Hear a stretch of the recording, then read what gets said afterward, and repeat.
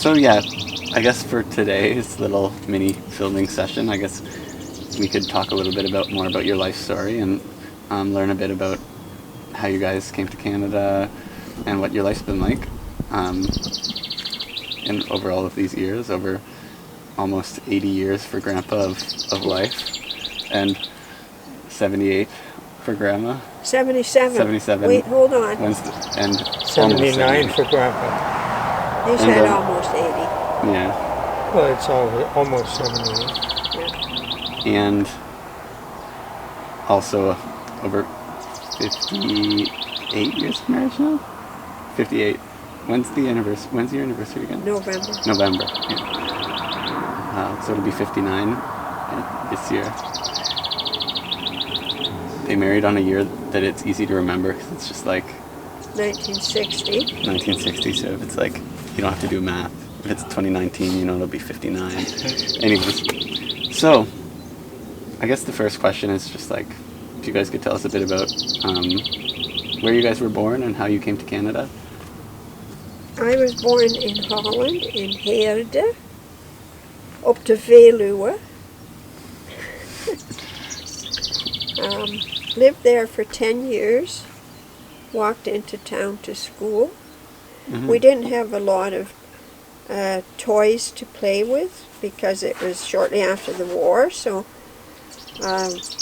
me and my girlfriend, after school and on Saturday and stuff, we would find a place, and people didn't have a lot of lawn, so there was like dirt, and we would draw a house, and that's how we would play house. Draw a house and make it all fancy. Put a curtain on the windows, flowers on the windowsills, because that's what Dutch people do. That's the kind of things we did, and we played marbles. And we mostly just had clay marbles because the glass marbles were very rare and in between. Yeah, so... You tried to win them, didn't you? Well, yeah, if they were there, if anybody had glass marbles, you do try to win them. I think you had to get them in a little hole like golf. Mm-hmm. You had to, I don't know if you shot them with your fingers like you did crokinole or however, right? And whoever got closest to the hole or in the hole, hopefully. Wasn't that a little hollow? A hole. No. Anyway, I don't ever remember having a doll. Not that that matters, but we skipped rope. Mm-hmm. What kind of things did you play? Fishing. Fishing. Did you spend a lot of time fishing? Oh, I love fishing. It's funny that I'm not doing that now. When you're old. Yeah, it's not even funny. Did you fish a lot? Is there a lot of fishing in Holland? Yeah. Well, there's water everywhere, right? Yeah. Did all the water have fish in it? Yeah, probably. See, I was raised in a little different part of Holland than your mom, Grandma. So we had waterways between all the fields. We didn't have that. Then there was a big lake across the road from us. So, lake? Well, yeah. No, it was the gracht. You had a big river. Yeah, but they'd gather somewhere. It was a big... And you'd go fishing with your siblings or your parents? Yeah. Or Not parents, siblings. And his mother was petrified of water that they would fall in, and none of them knew how to swim. That didn't stop them from fishing. We even learned to swim. We had a place in Herde. It was called Herde Strand, which means the beach, so it was a hollowed out place. And we had a lot of where we were sand ground, so it wasn't really good for growing stuff, although you did, because there was farmers there too. And so my dad taught me to swim by not this kind of a chair, laying on a chair with my stomach and doing that's how I learned to swim. And that's how I actually swim. Like a frog with your leg at the back, and yeah. Wow, that's I cool. still swim like that. I never ever. I can do the backstroke, but And I just never learned to swim. Because you had to get in the water to swim. We were probably a kilometer out of town as well. We had to walk to school. Walk to Sunday school, Sunday afternoons. So yeah, what do you want to talk a bit more about, like, why your families decided to come here and what that was like, how you settled in and stuff? My dad dreamt of all his kids on a farm. And you could never do that in Holland. And that's why he came to Canada. So you all grew up on farms, right? Or yeah, your my parents were dad farmers? worked out as well, though. I think we were more poor than you were, Walter, than your family. Yeah? I think so. And I married a poor girl? Yeah. Too bad for Never you, do but- that, eh? Yeah. We were in a poor area of the country, too, like up to Failure, with the land the way it was. And my dad rented because he did milk cows. Same as Because my dad. He didn't know You how read to that do in the thing from Opa that your mom wrote. He was pulled from under the cows and they all stood there with their hands up for the whole day, and they just randomly, I thought they shot 8, but didn't your mom put in there they shot 12? Randomly for Who- some. Who wrote that, My what you were mom. reading? My mom, Oh, when she was a little kid. She interviewed, Well, not a little kid, probably in high school, I'm guessing. no, I think she was in public school still. Could have been like, yeah, grade 7, grade Yeah, 6, something like that. and who did she interview? Your dad and my dad and George. Because George was over in Europe in the war. He got hurt over there. Yeah, he did. George Albright. Yeah, Mhm. Yeah, yeah. I know. He lost a couple of ribs. Well, yeah, so So, Grandpa, your family had 10 kids. There was 10 of you, right? 8. 8. Yeah, we had 9, but my older brother only lived about a year. 11 months, We your have mother always said. Problem in the family that were born without a bile duct. And A then you die genetic disease, yeah, apparently. Yeah. My Although brother, it's not in any of our families except my your brother, brother John had a child, a little a boy. son, It and was he always died as well. always boys. So yeah, I have an uncle who has 7 daughters, 7 or 8. He had 2 boys, and they both died because they didn't have a bile duct. Probably excellent recessive. Yeah.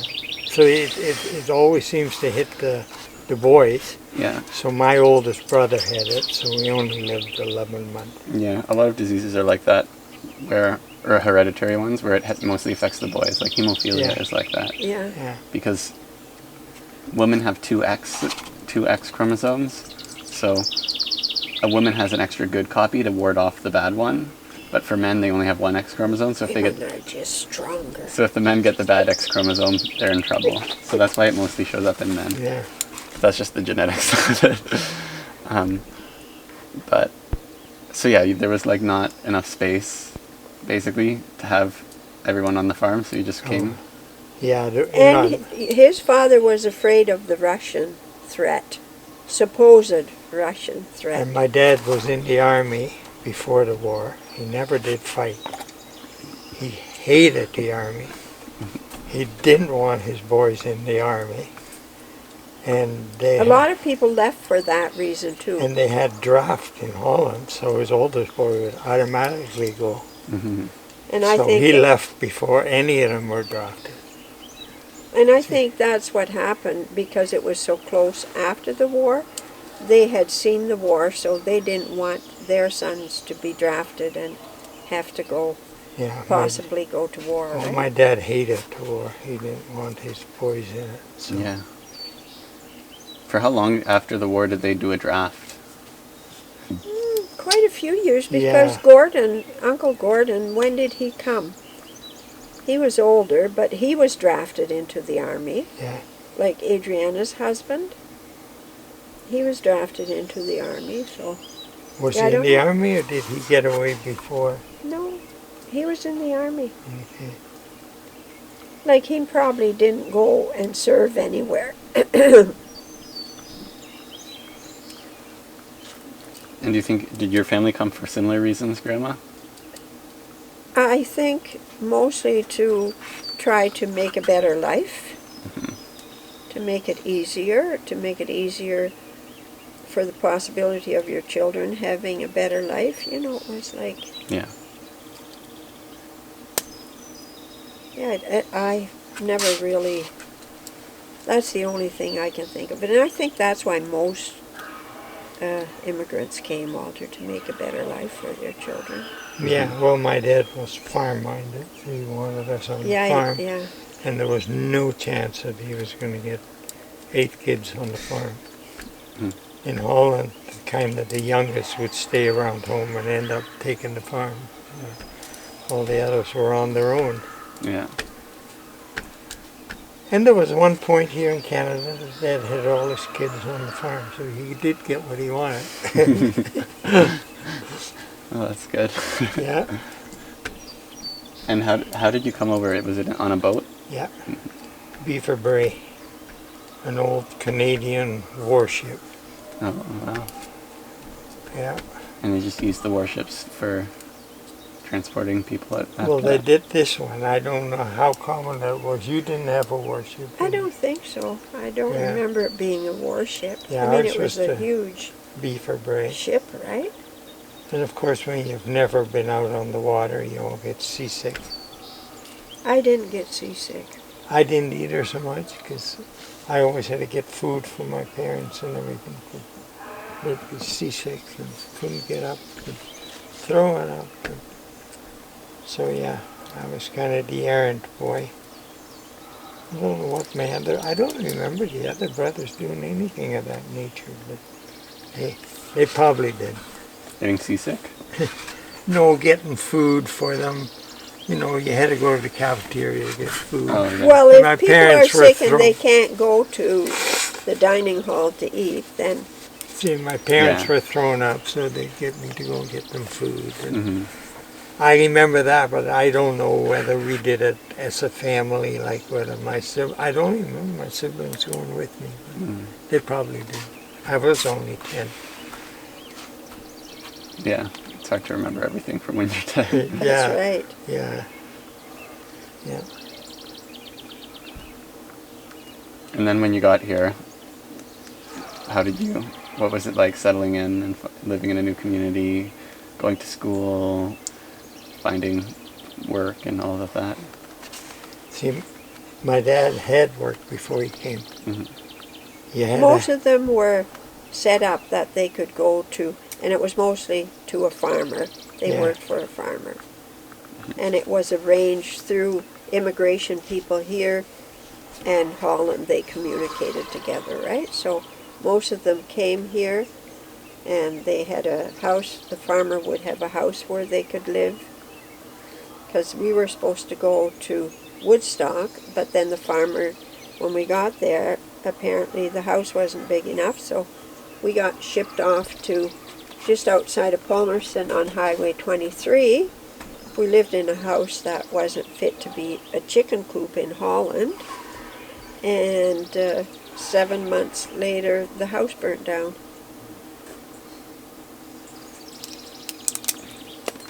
Then where did you go after that? Then the immigration people had a house that was sort of a catch-all house, and it was just outside of Harriston. And of course my dad had to find a new job because, I mean, we didn't have a vehicle or anything like that. So he would have to be where he worked. And we stayed there till the end of the school year. So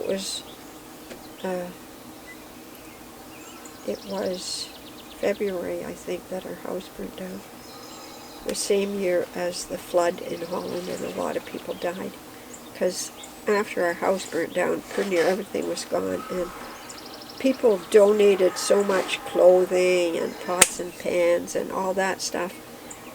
The house where the immigrant people had access to and where we stayed was a great big huge farmhouse. So we had one room was full of boxes of stuff, and my parents went through that to see what we needed and what we could use, and the rest was sent to Holland to assist with flood relief over there. Mm-hmm. So that was interesting. Was the community mostly people from Holland, or that donated the stuff? Or that you lived around? Or No. It wasn't mostly people from Holland. It was just mostly just Canadian people. Yeah. I mean, there was an organized group that had church services in Harriston, and they had a minister there that could speak Dutch, because my mother had a hard time getting used to it, because in Holland everything is so little, so your neighbors are very close by and you know everybody. And here, when you're out in the country, especially here, and more so then than even now, it's like you're totally isolated, and they had any way of transportation except being totally dependable on somebody else to pick them up. We got picked up for church, and so then you got together with a group of people, and you did learn that, okay, here, this many kilometers away was another family, like 2 or 3 miles away, and you did walk over together and visit with that family once in a while, just to be able to. So yeah, it was tough getting used to it. Although my brother and I then, when we came here, when our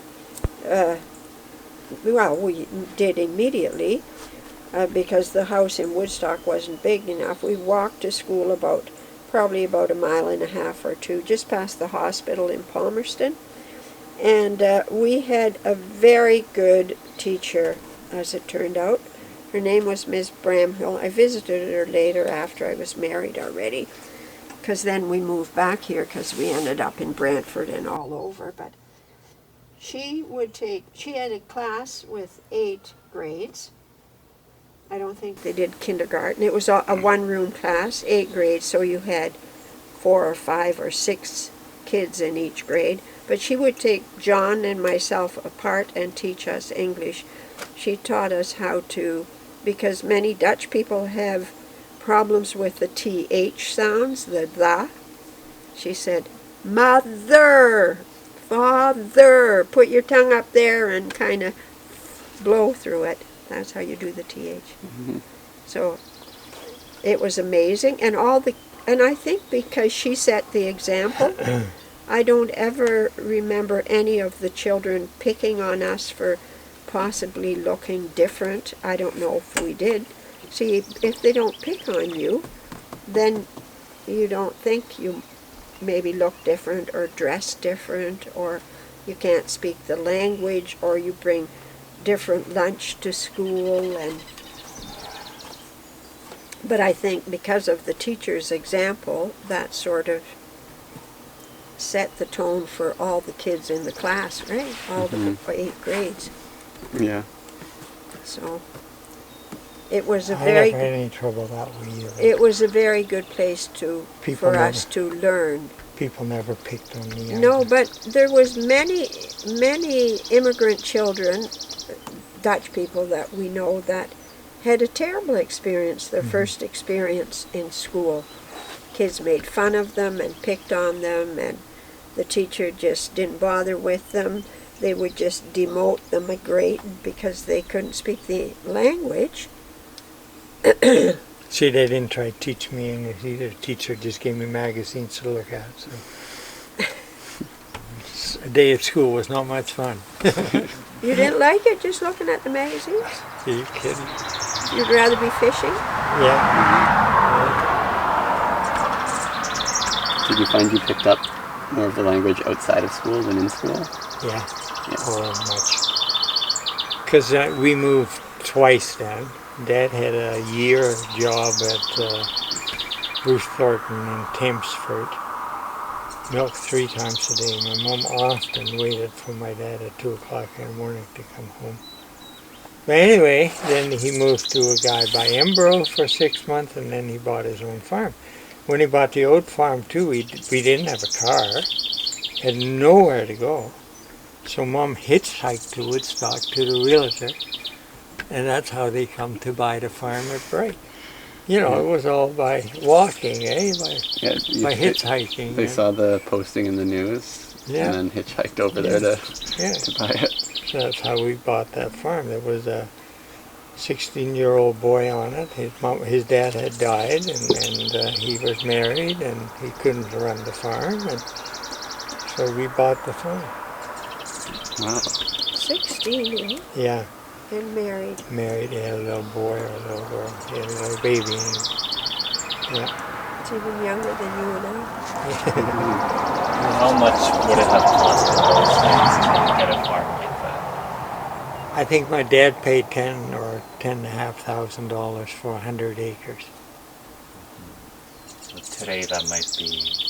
Today you're probably talking $22,000 per acre. So 100 acres would be $2.2 million. Mm-hmm. But he paid 10 or 10.5 or something for that 100-acre farm. You know, it was a real good little farm. It was 99 acres. There was a cheese factory on it, so that took an acre.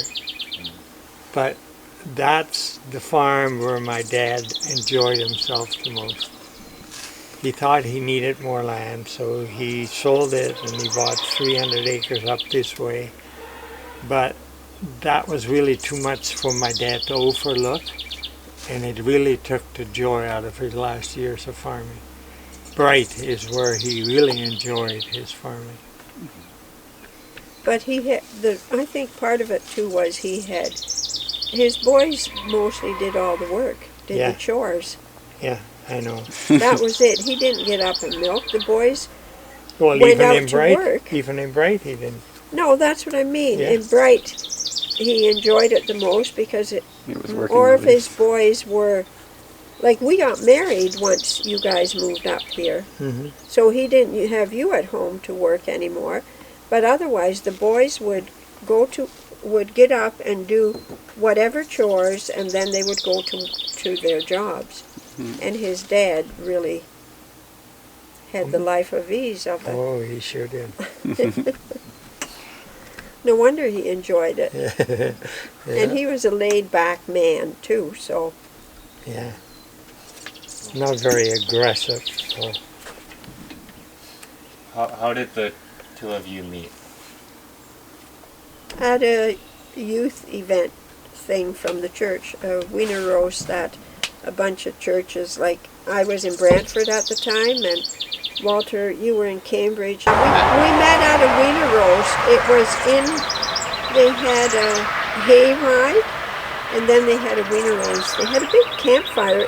Was it sort of in there was a dugout pit? There was a group of 4 churches. I went to Cambridge. Grandma went to Brantford, and there was Hamilton and Guelph. And to kind of help the kids meet mates, and anyway, they had 4 groups that kind of met together off and on. These 4 Guelph. So anyway, we were there. We had a wiener roast in Cambridge. We're at the Vanoosteveen farm. And at a farm. That's where I met my beautiful girl. How old were you guys? I was 17. I was 15 still at that time. And I must admit that about 3 days or so before the wiener roast, at night before I went to bed on my knees, I told the good Lord I needed a friend, a real friend, a girlfriend. That was a pretty fast answer. Yeah, it was really Well, we didn't start dating then till... I was too shy. January or something? Yeah, we met and it was clicked right September. away, but it wasn't until 4 or 5 months later that I had enough nerve to ask her. How did you stay in touch then? 'Cause I'm imagining we both went to whenever there was a youth event. And whatever. That's They did more youth events with those they would have done it then with those 4 groups, and depending what area you were in, like if you were more in the Exeter area, there would be churches in that area that, so and every year each youth group did a play. An annual meeting. Yeah. An annual meeting they called it, and they did a play. They actually performed a play as a group. Did you two perform in the plays? I have performed in. Have you performed in your group in A little play? bit. Minor. I didn't want to be. A star? No. Come on. It's not Movie star. So No. after that first time that you met, did you kind of think right away, this is the one for me, and then you just like worked up the nerve over months? Yeah. Worked The up next time there was an event that we saw each other again, Yeah. then he asked to take me home. So the first time I asked to take Grandma home, as soon as she walked in the house, her mom said, "Oh, Walter took you home." Because he'd been talking about me for years. For years? Well, for a month. And she was excited enough that her mom knew right away. So it had kind of clicked right away from that first meeting then. Yeah, it did, I think, for both of us. Yeah, it did. Because Yeah. I had sort of dated a young fella from our own church group that, and there was others too but, it was okay to go out to have a glass of milk, because I was going to say soda or ice cream, but I don't do soda, so, you'd go to a restaurant and... If the youth group went to a restaurant, everybody would have a Coke or a Pepsi, and Grandma would have a glass of milk. And I still don't know how to drink pop, I say, so I don't drink pop. What did you guys like about each other? What did we like about each other? What is there Big not to question. like about her? I don't know if there's anything specific. No, I don't know. We just drew. Yeah, Yeah. it was probably just a God thing. Yeah. As if you think back, like his mother warned me. He's the dirtiest kid I have before we got married. And he is. Like, he's the messiest of all her children, and he gets dirty and he tracks in dirt. That's why, Stan always gets the blame.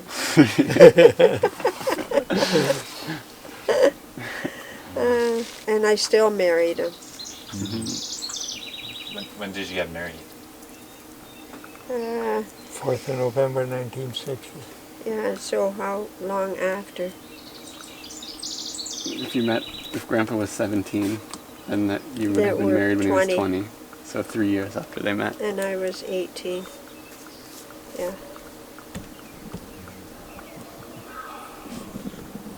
So when we decided to get married, I didn't get any flack at all. I thought, boy, why didn't I try this a year or two earlier? I figured they'd have flack because, Grandma was only 18 when we got married. Yeah. No, but the thing was, you were liked by my parents, and I apparently was liked by your parents, and, and You're both such likable people. How could they not? First time I brought Grandma home, my dad had company from Ingersoll. And my dad was complaining. He said, way too young. It's ridiculous. He's only 15. And the guy from Ingersoll says, do you like the girl? Dad says, yeah. Well, he says, you better shut up, because if you break this up, next time you might have a girl you don't like. So that helped me. Yeah. Thank goodness the guys from Ingersoll were there. Yeah. Talk some sense into your dad.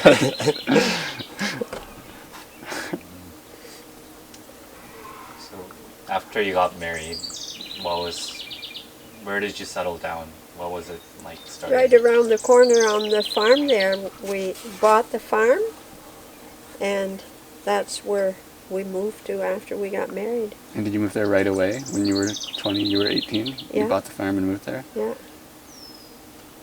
How do you... 2 kids. At that time, what was it like as a 20-year-old buying a farm Did you have to like? How did you get the money? Did you have to get a like loan from a bank and like? Did they just give out loans to farmers, or how did that work? Well, I had $2,000 saved up Mm-hmm. only because of my dad. I drove his car always, and I don't think I ever pulled the car out of the yard with, I'm saying, fill it up with gas. Because So they I all was- have gas tanks at the farm, right? So I was driving free, and that's how I come to save up enough money to buy. Yes, Because and then- most of us as immigrants, when we came over, all the kids would go out to work, but you gave your money to your parents to help them get started, right? Yeah. So none of us really had ever very much of our own money. But the funny part is I never did. You did, but then you said, I'm keeping my money. No, very first paycheck, my mom asked me for it. And I said, can't I keep my own money?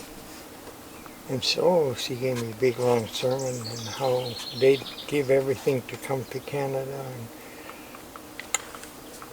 so anyway, next time I brought home my paycheck, I gave it to her. She says, no, Dad says you can keep it. He's afraid he's going to lose you. So that you didn't give any money, not even like for room and board then? No.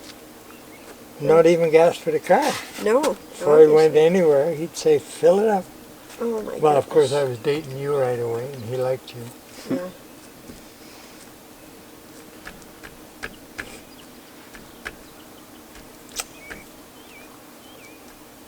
So I guess you guys have been living basically here, or like within 2 kilometers of here, Yeah. for like 58 years now, Yeah, since you've been married. yeah. That's amazing. I know. I know.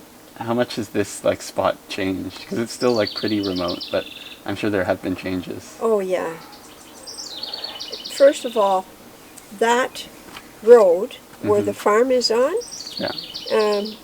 was a small dirt road about like a farmer's lane. Yeah. Because when my girlfriend, she then had married and lived in Whitby, I think, when her and her husband were going to come and visit, and I gave her directions, and I said, you have to turn in the S-bend and turn this way.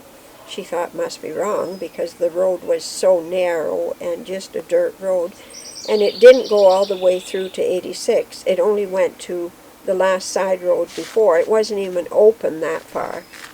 And I can remember Grandpa saying, it was very remote then Yeah, because very. we had a dog and not very many cars came by ever, traffic, because it didn't go through.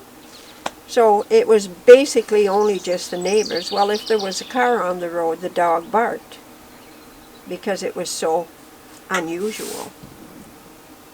Yeah. He So it was barks, very remote, yeah. barks for every And car. but there's a lot more houses around now too Hmm.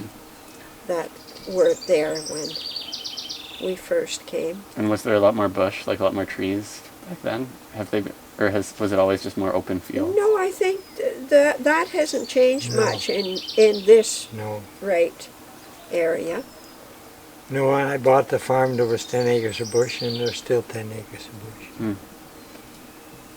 I'm just sitting here sweating. Me too. Some people like to preserve the trees. They don't like you to take everything down. So Yeah, that's what I was wondering. 'Cause yeah, trees are good. They bring rain, And we had children right away. Like 9 months later, and I can remember we had a car then, and Walter's parents lived on the next side road, down a bit, on the 4th. and they would help each other with haying and harvesting. They did that for a number of years, because your brothers were still at home too. So they decided they would do it for you, with you, because we didn't have all the equipment. Not that you needed much equipment then. Everything was so different. Well, I can remember his dad. Was I bringing your dad home from helping us, or the other way around? And, I was pregnant, and he says to me, as long as that baby isn't born before the 4th of August, I'm going. I don't think I said anything, but I knew the baby wasn't going to be early. But and then later I thought, well, you can talk, because they had their first child exactly 9 months after their wedding day, his mom and dad. And where did you go to have your babies? To the hospital, hospital? in Palmerston, yeah. At the time, In Listowel. Palmerston. Yeah, and John was born in Listowel because I went to the doctor first in Moorfield. That was the closest town, really. Although Palmerston's close too, but and he delivered out of Palmerston, and but then he was old already, and he retired, and we decided we'd go to Listowel because the bank was in Listowel. Listowel is a bit bigger center that you're able to get more groceries and go to the bank, and so you might as well have your doctor there too. Yeah. So the rest of the kids were born in Listowel. Phew, the sun is leaving a little bit. Yeah, it's nice. We were really getting sweaty. Yeah. Are there any notable things that happened with your family and with your life when you were like growing up through these 58 years of being together? Anything that comes to mind?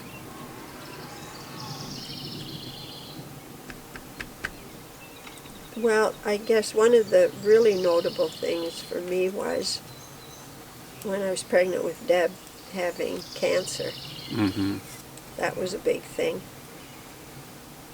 So for me, it was like a death sentence at that time, right, in 1966. People just didn't live when they got cancer. Yeah. And how did you find out about it? Well, I was pregnant with Deb, and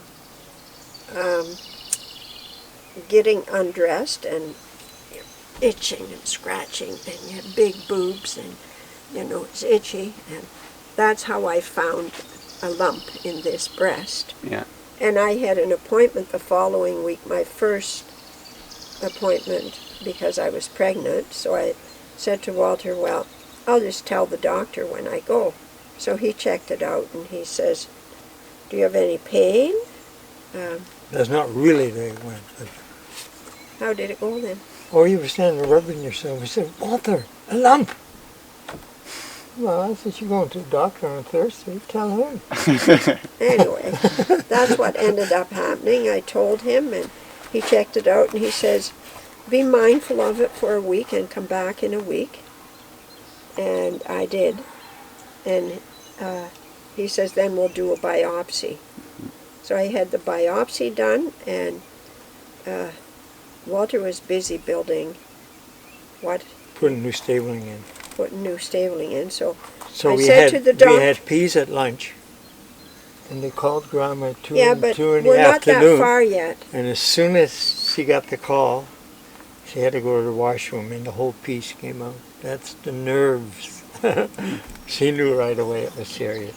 Well, when the doctor called. So anyway, I went and got the biopsy, and I said to the doctor, I don't want a general anesthetic, because that pretty much, anything you got, they did general anesthetic. I said, I'll just have it frozen, I'll be fine, which I was.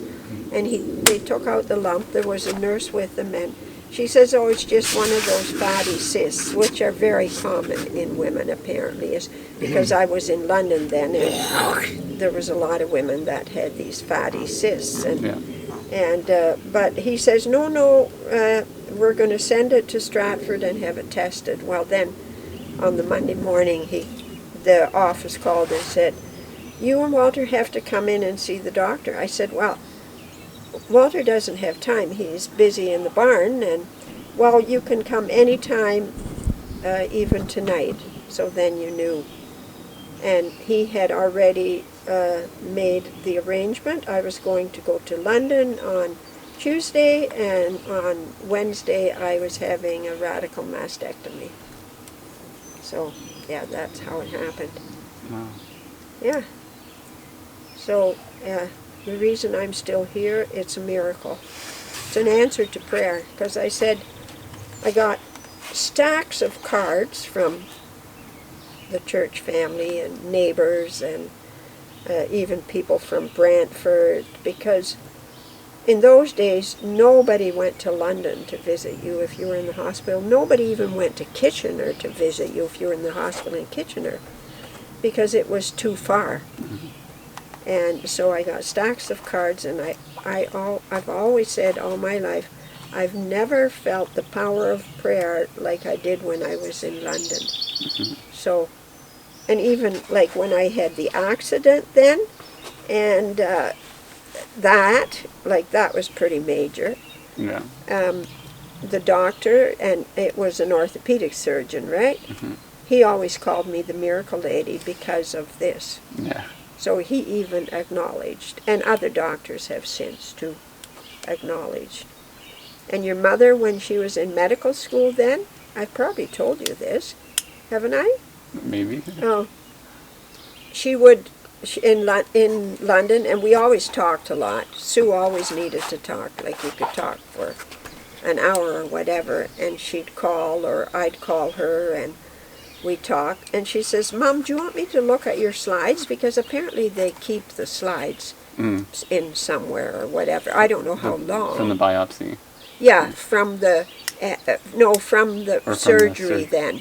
When they did the breast surgery, Yeah. they must keep slides with whatever on. Yeah.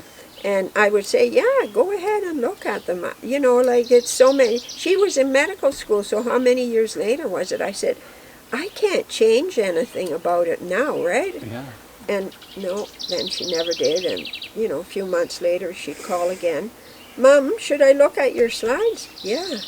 Finally, I don't know how many times this happened, she looked at the slides, she called me back. She couldn't believe it. There was cancer cells on each slide, she said.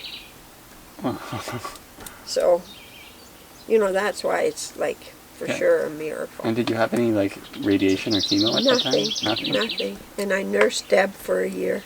Yeah. And you've never had it, and even in the family it hasn't, like, has it come back in any draw strings either? No? No. That's amazing. It is, isn't it? It is, yeah. Wow. God is amazing. Yeah. Yeah, and then when did you have the accident? Oh, Deb was in school. I had picked up all the kids from school and been at the dentist at Listowel, and came home this way, and we're coming down this way, and at the first side road, this truck came across the road. He was stopped, but then a school bus was coming towards me and had to turn left in front of me, and the truck was here coming from the stockyard, because he had pigs on his truck, and he went across, and I'm going, oh no, and that was it. So Deb was 5 or 6. So Deb was born in 1966, so it would have been like 5 or 6 years later. 71 or 72.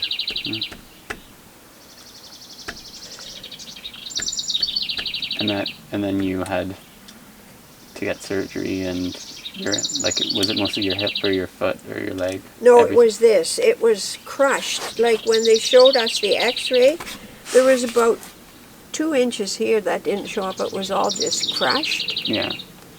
See, and this doesn't work good. So then they did surgery and put a plate on this. And I had a window here for this, because this is like there's just skin on that bone. Yeah. And I had a cast on that up to my knee for 9 months.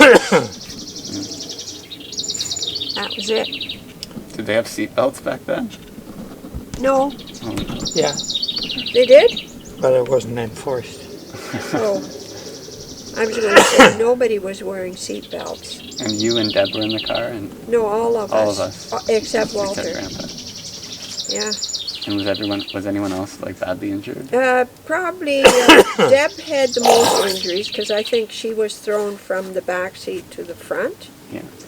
and she had a few cuts on her face, but I don't think you can even see that anymore. She was badly bruised. It was all superficial. Yeah, and scratched, and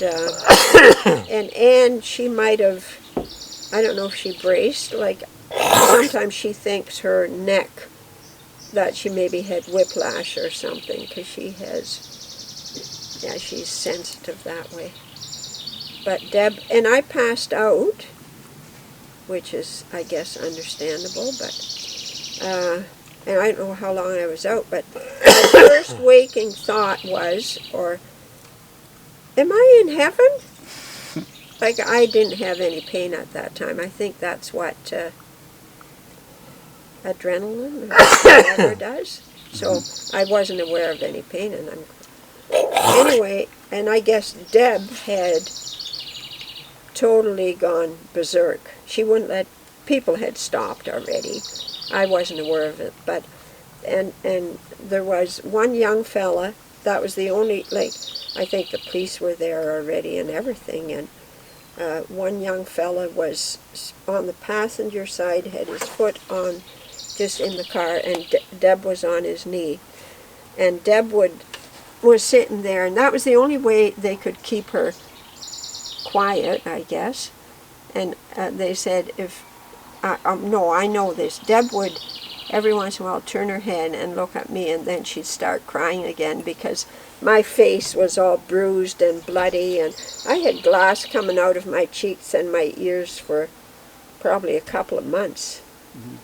I guess you get all that stuff, but it just comes out by itself. Yeah. But other than that, Car was wrecked. car was wrecked. I forget how much room they said there was between the back seat and the steering wheel. I never did see the car after. Do you remember? Yeah, I couldn't get in behind the steering wheel. But they couldn't find Grandpa, which was probably good, that he didn't get to see the crash. And we were already gone to the hospital, Deb and I, right? Deb and I went in the ambulance together. But then, since they found out what my injury was like, they shipped me off to Kitchener. Yeah.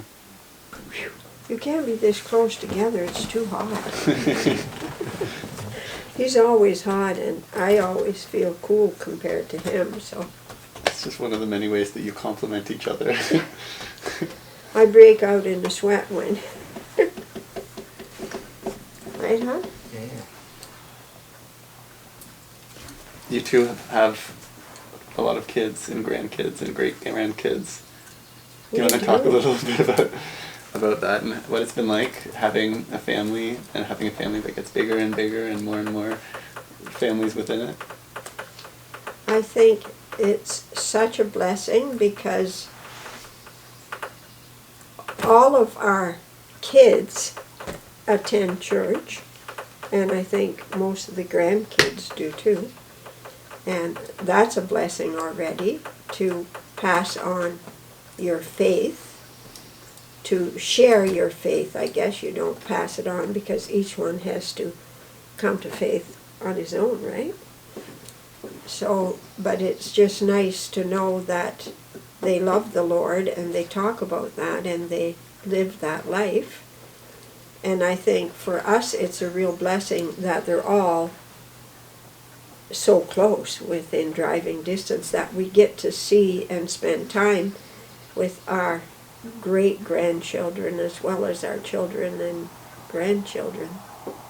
Keeps you busy, but we enjoy doing it. We now go and watch great-grandchildren play soccer. Yeah. That's fun. That's amazing. Timbits. And you've always been the best at cheering. Yeah, right? We like to cheer. I remember when I was a kid playing soccer, always, or even running and stuff too. Like, you can always hear you because you're so good at cheering and yelling, "Go Matt, go!" Yeah. Go team. Yeah, I know. Like, I think Joanne would say, Grandma, I can hear you cheering even when you're not here. Yeah. I think you impressed all of the other like parents and grandparents that came to watch too. Really? Yeah. Who is that crazy lady? Yeah, so it's a blessing for us to have such a big family because, yeah, it's a joy. And we just enjoy being with the kids and being able to do it yet. So, let me try to. So you just mentioned everyone's close, and they actually are. I was just thinking about that. That's pretty amazing. So you have like 4 children. Right. And how many grandchildren? 14. 14. How many great grandchildren? 17. 17. And all of those children and grandchildren are within like an Hour hour and a half. An hour and a half of driving. Monica is the farthest. Monica and Brandon are in London. That's the farthest away. It takes us an hour and a half. Janessa's by Guelph. It takes an hour. And Andrew is in Kitchener. It takes a little bit less than an hour. But like the Cabbases are 20 minutes, half an hour. And you guys are 45 minutes or so. And the Rays as well. Yeah. Yeah. That's amazing. It is. Everyone has stayed.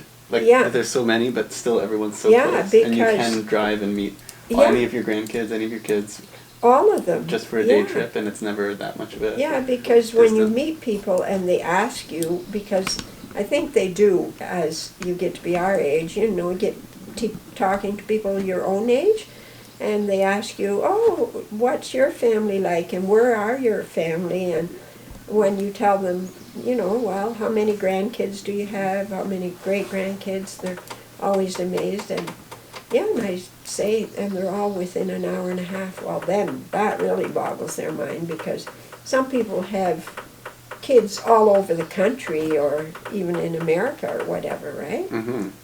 So you don't get to see them as often where we do.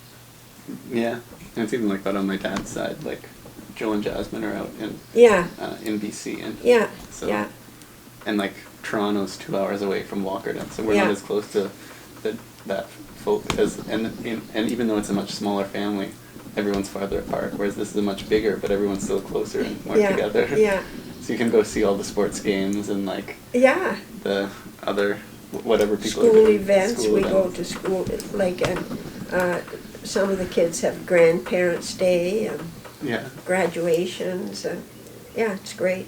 Hmm. We really enjoy it. Yeah. And so I guess the other thing that's come through a lot every time I talk to you, and especially in this last conversation, is like the importance of faith in your Yeah. life. Yeah. Do you want to share a little bit more about how that has, I mean, you already have, I guess, shared a lot of how that's been an impact in your life, but if you want to talk more, if there's anything else that you want to say. I guess, what would you say, Walter? I think for us, the important thing in our lives, the focus is to try and live that faith, because it, like Stan said the other night, how do you talk to people, right? You can't just out in your face. You more have to live it by example and the things you do and the way you are and how you live your life to transfer that faith, to pass it on, to let other people see how you live your life. And I guess that really comes through as well as in good times, but maybe more so even in difficult times and challenges that you face in your life, right? Mm-hmm. That you don't lose your faith and blame God for the things that have gone wrong. What would you say, Walter? Well, that's all there is. Without God, Yeah, there's yeah. nothing. Right, we say that sometimes, right, to each other when you see other people that have difficult times and they don't believe in God, or, you know, a person loses their spouse or a child. How do they deal with that? What else is there but God, right? What can you hang on to if you don't have your faith? Like we can look for other things, but what are they really? Mm-hmm. It's true.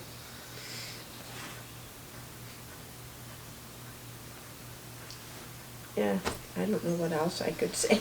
Yeah. I mean, you talked about sort of faith is something that you don't just like go around proclaiming yourself and that's it. It's how you live and Yeah. what you do. And I think you two have been an example of that in your communities where you've been. Even like when we were talking with Stan, they talked about they look up to you guys as an example. And I think a lot of people in your community do.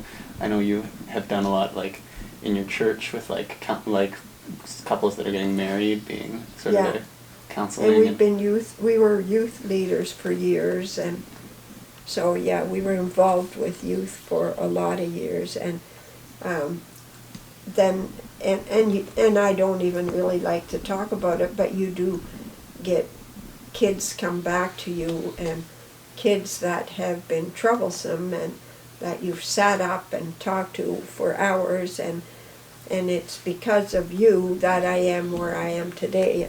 Actually, I phoned a friend of our family. He wanted to very much date your mom, and he lived just on the 8th, Steve Wassing. I don't know if your mother ever mentions him. And She may have a little bit. yeah, anyway, I just contacted him again last night because he had changed his phone number due to circumstances in his life, and he had a very dysfunctional life, and so he would come over, and he was a teenager at the time, and can I just come over and sit and watch your family? And now he shared again how much we have meant to him, but you know, I hate to even speak about that, because I said to Steve, it's not us, it's God working through us, right? That's where you are. That's why you have your faith today. He teaches in a Christian school now, and he still has struggles with all the issues he's went through in his life, because we actually talked for quite a while. And there have been others too, but, you know, we don't want to talk about that. Yeah. We just think it's God working through us, right? Mm-hmm. Because that's how you make disciples. And I guess that it was really important for me too, and it was Ray Vanderlaan actually at a coffee break convention. The women used to go to conventions and have 2 or 3 days, and Ray Vanderlaan is a very, you could look him up sometime. What series did he, That the World May Know? That's pretty old, but anyway, he spoke about making disciples at this one. And it was still this kind of cassettes. And I bought the cassettes, and I thought the Cabas boys would love these. Well, I came home and we made so many cassettes. The Cabas boys listened to them all the time when they traveled to Florida. And it's by being an example, and you have to start in your own family. So by making disciples of your children, and then it just snowballs, right?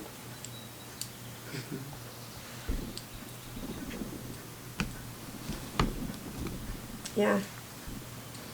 Making disciples is what it's all about, but it's hard, and Stan said that too, to go out in your community or go door to door and, you know, knock on people's doors and, do you know the Lord Jesus? Right? Yeah. But it's like, it's sort of more the communities the people that you interact with. Yeah. Just being an example and being able to bring kind of joy and bring comfort in different places. Right. And that I think you guys do that in most communities that you've been in. I always loved learning about your the visits that you do at the nursing home at Listowel, and coming last year when I came and sang with you. Yeah. Too, because that's something that just happened organically because of who you two are, and now it's still happening to this day. Yeah, Do you want to talk a little bit about that story, just for the camera? Yeah, it all started because Walter's mom was there. Well, and we would visit her, and she loved visits. Someone of the family came every day because there's enough children. So she had family visits every day, which a lot of these people don't. And then Walter would take her for a walk in the wheelchair, and she really liked flowers, but you couldn't always bring all kinds of flowers at that time because of allergies in people. I said to Walter, let's just sing a hymn with your mom. Well, that took off. We sang a hymn, and all the residents came and listened, and yeah, it was great. So then pretty soon we would sing, and then Gordon and Adriana came, and they sang with us. Adriana played the piano at that time, and later on Bill and Wilma came and sang with us. Yeah, we even had one time one of the residents there, she was totally Out of it. Yeah, totally out of it, was totally dementia. A tiny little lady, she would walk in the hall and hold on to the rail. And we were singing, and she came in, and she was dancing around the piano. The nurses all, oh, come here, come and see her, because she was so different, right? She was dancing. And it was just great to watch residents that can't really have a conversation and yet sing the first verse of the hymns. Mm-hmm. It's always so amazing. Yeah. They know them word for word, and you can't have a sentence-to-sentence conversation with these people. Yeah, so we still do it. Sometimes we think, oh my goodness, we're too old, but they still love it when we come, so I guess as long as As long as we're they love able. it, as long as we're able and they love it, we'll do it.